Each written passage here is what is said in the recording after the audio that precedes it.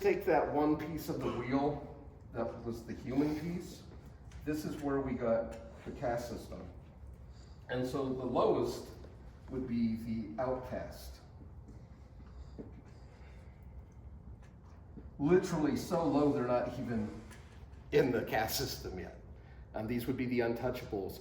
They would have the worst sorts of jobs, like the sewer workers, or burying dead bodies, or tanning hides, or things that were considered low or disgusting or unclean in their culture. After you fulfill your dharma and your duty as being in this lowest caste, then perhaps you will get to come back as a laborer. And this could be everyone from like the people that do your lawn work to people driving heavy equipment, etc. Like what we would consider like blue collar workers or something in our culture. And so you go through your life, you fulfill your dharma as this worker, and then eventually you can come back into the merchant class.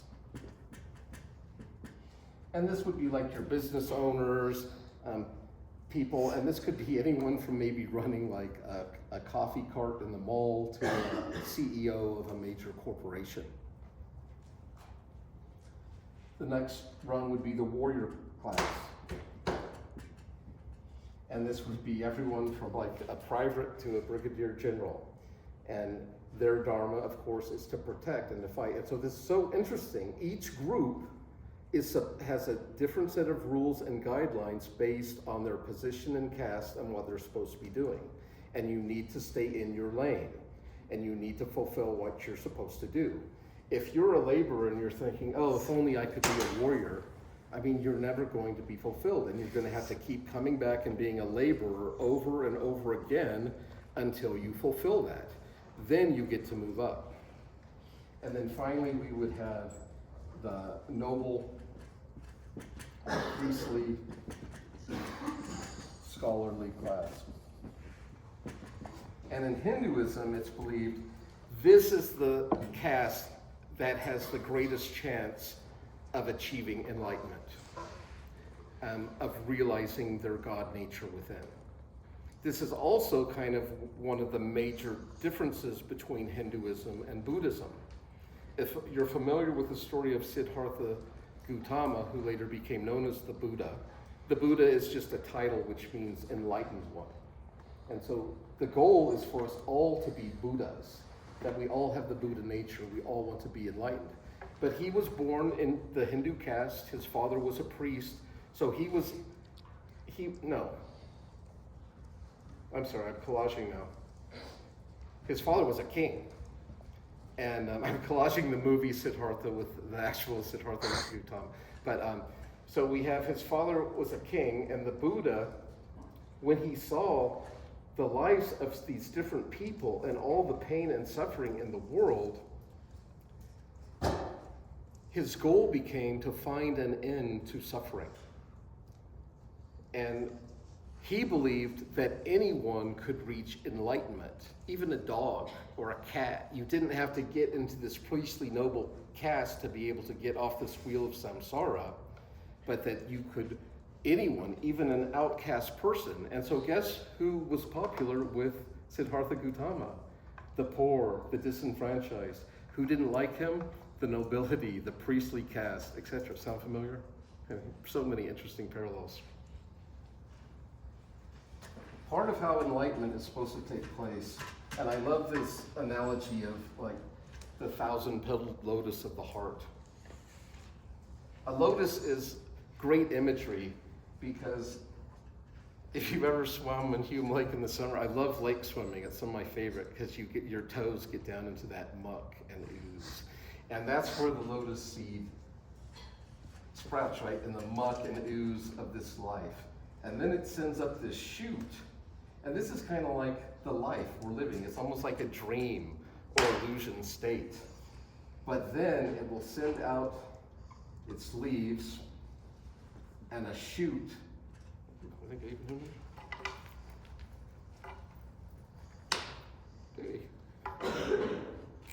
And it will send forth these beautiful petals that open up into the sun. And so this is a great illustration of we're born in this muck and mire of life, but most people are in kind of like this dream state. But the goal is almost like Hindu version of Plato's cave analogy. This would be like in the cave looking at the shadows on the wall, but the idea is to come out into the full light of sun, and this is true reality here. And so I love this imagery. I also think about turtles. When I go down to San Diego, I'm gonna go to the zoo. They have some really nice turtle exhibits. And I was watching turtles one day, and all I could think of was this Hindu metaphor. Because you had some turtles down here mucking around and all this junk at the bottom. Some were just kind of swimming around in this dreamscape. But others were poking their heads up out of the water. And I've actually been noticing that up here. Some of you are turtle head poker outers of the water. And when I see you, you're not just caught in your little routine or your own head trip.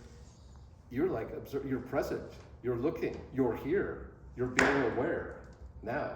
And then some turtles crawl out and lay on a log and bask in the full light of the sun. And that would be like the enlightened turtle in this analogy. Well, back to the 1,000-petaled lotus of the heart.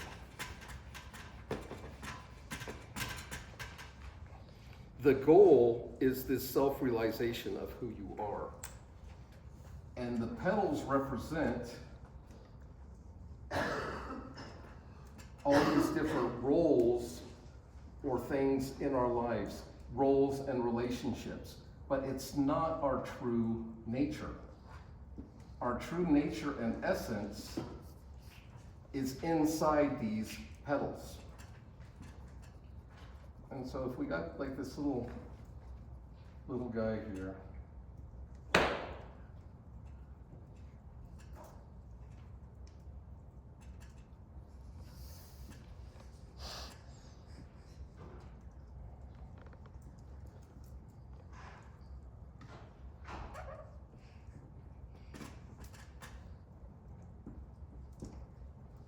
so we got inside, so let's start with the petals. So this could be your culture, your religion. In my case, I'm a teacher, but I'm also an uncle. I'm also a son. I'm a brother. I'm American. I'm Christian. I'm a philosopher. But see, none of these things are who I am. These are either relationships or I have or things that I do.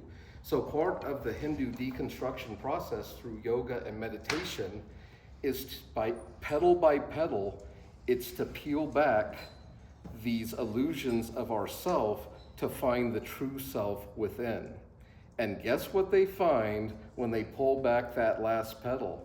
Who's inside? It's called the Atman. And the Atman is Brahman within.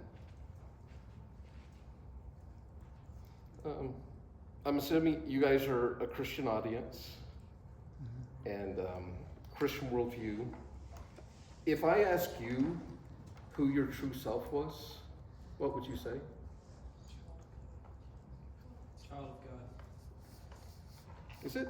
If you peel back all the that's still a relationship. Who are you when you peel back that last petal? Who's inside of you? Made in the image of God. Oh, it's way more than that. Maybe you guys aren't really Christians. The Holy Spirit. Yes. Who is who? God?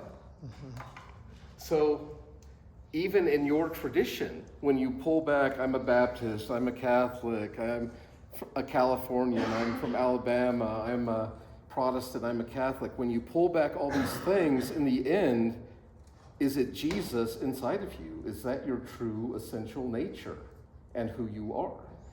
And when I first heard about this, I was really confused and overwhelmed, think, my goodness, maybe Hinduism and Christianity aren't as far apart as I thought. if in the end they're both seeing the God within.